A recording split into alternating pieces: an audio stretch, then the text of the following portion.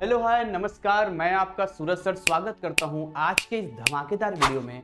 क्योंकि आज हम आपके मन के सारे कन्फ्यूजन को हटा देंगे और वो ये है कि आखिर क्या डिफरेंस है पब्लिक एग्जाम में और on demand exam. And the most important question कि डेट किसमें ज़्यादा मार्क्स आते हैं, जो अक्सर हमारे दिमाग में ये।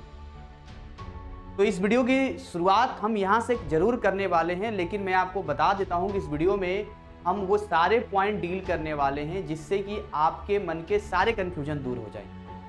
आज की सेशन को शुरू करने से पहले मैं चाहूँगा ये 3 काम अगर आपने अभी तक नहीं किया है तो कर लें।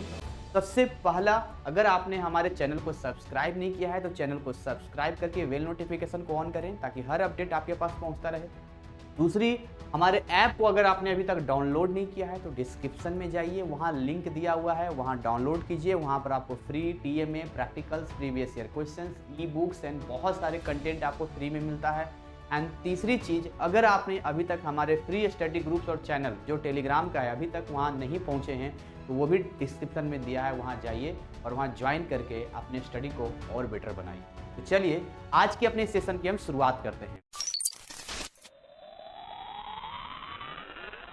सबसे पहला पॉइंट ये होता है कि आखिर पब्लिक एग्जाम और ऑन डिमांड एग्जाम होता कब है। तो हमें ये समझना, देखिए अगर हम बात करते हैं पब्लिक एग्जाम की तो पब्लिक एग्जाम साल में 2 बार कंडक्ट होता है। एक होता है अप्रैल के महीने में और दूसरा जो होता है वो होता है अक्टूबर के महीने।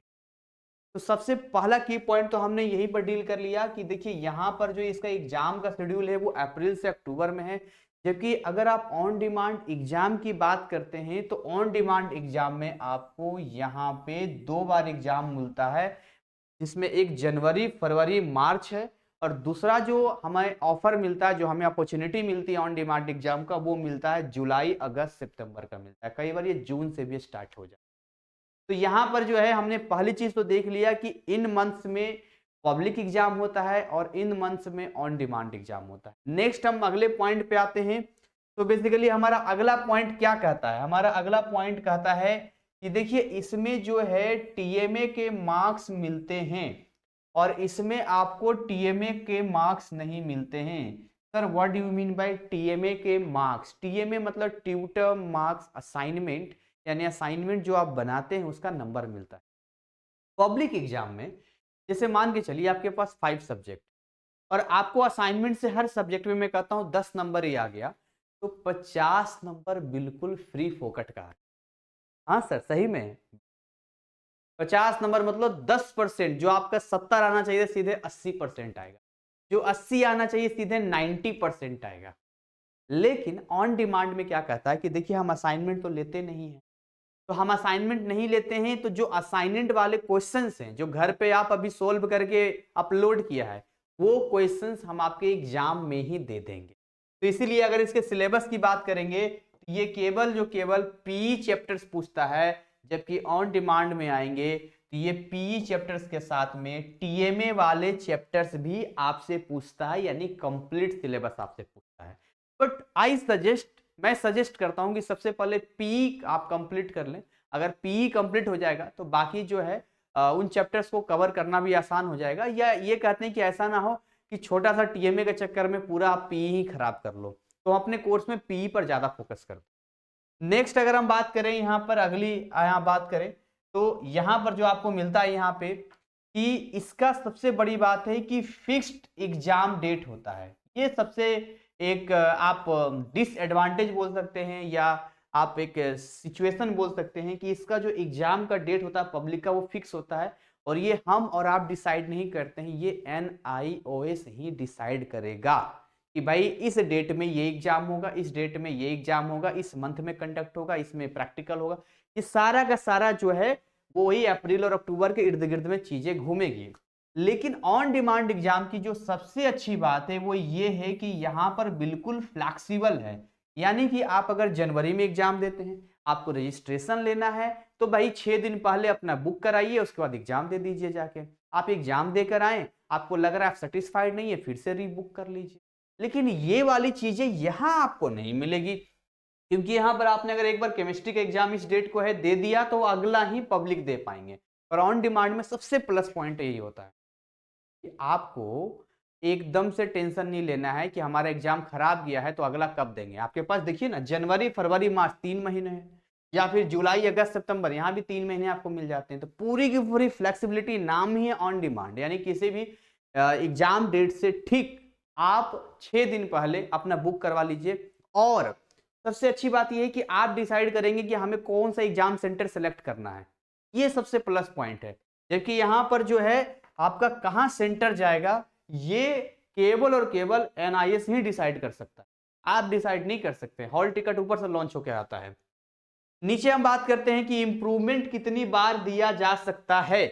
देखिए, अगर आप इंप्रूवमेंट की बात करते हैं तो मैं आपकी जानकारी के लिए बता दूं कि यहां पर केवल एक बार इंप्रूवमेंट दिया जा सकता है, सिंगल टाइम इंप्रूवमेंट आप दे सकते हैं। लेट बी सपोज मान लेते हैं कि किसी सब्जेक्ट में आपने एग्जाम दिया, उसमें आप पास हो गए, पर you are not satisfying with your marks, आप सेटिस्फाइड नहीं हो, तो आप क्या करोगे?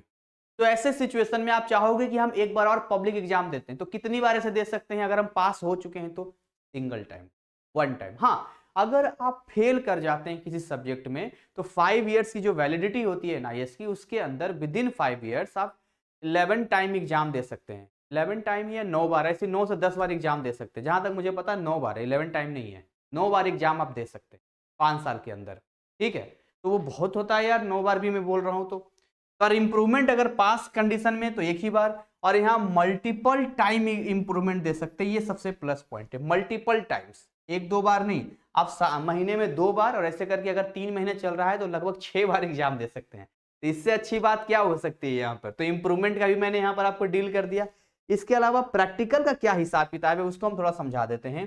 देखिए, प्रैक्टिकल का अपना ऐसा हिसाब किताब है कि यहाँ पर जो प्रैक्टिकल होता है वो होता है बिफोर एग्जाम, और यहाँ जो प्रैक्टिकल होता है वो होता है आफ्टर एग्जाम।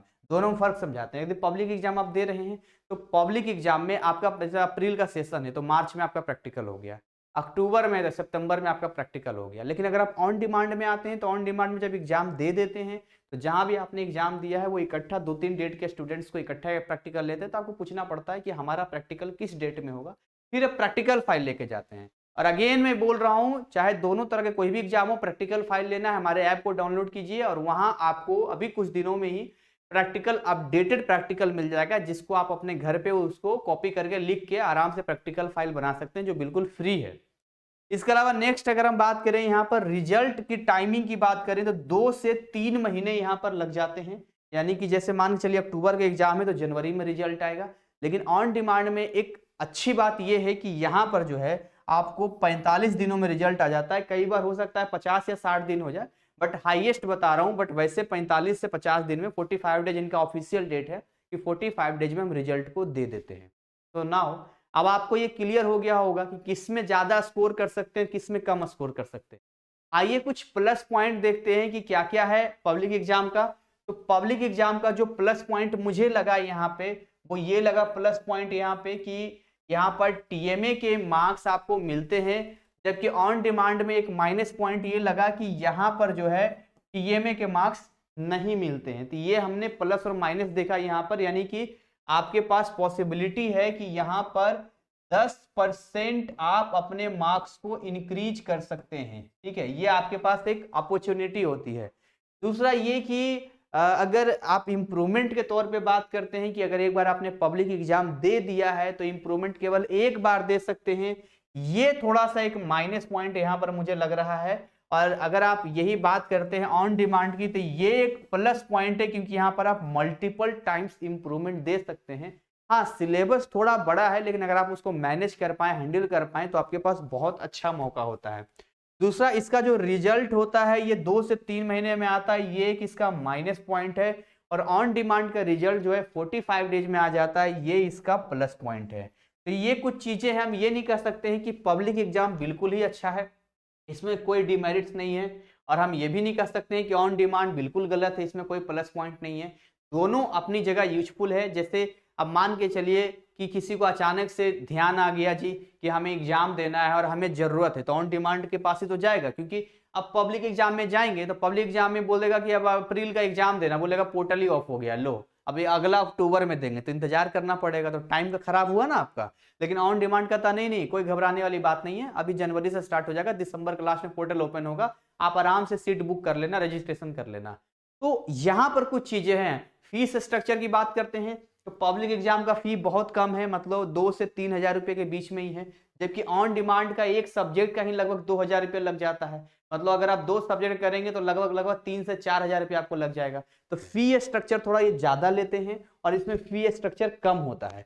तो यहां तक की जो बातें मैंने आपको बताई, आई होप आपको समझ में आ गया होगा कि which is best and why, किसमें ज्यादा मार्क्स आएंगे किसमें नहीं आएंगे। कमेंट सेक्शन में आप मुझे बताएंगे कि आपके लिए कौन सा बेस्ट है, ऑन डिमांड एग्जाम या पब्लिक एग्जाम, आप इसमें क्या अपना विचार रखते हैं। इसी के साथ अपनी वाणी को विराम देंगे, मिलेंगे नए कंटेंट नए अपडेट के साथ, तब तक ऐसे ही हंसते खिलखिलाते मुस्कुराते रहें। So thank you, wish you all the best.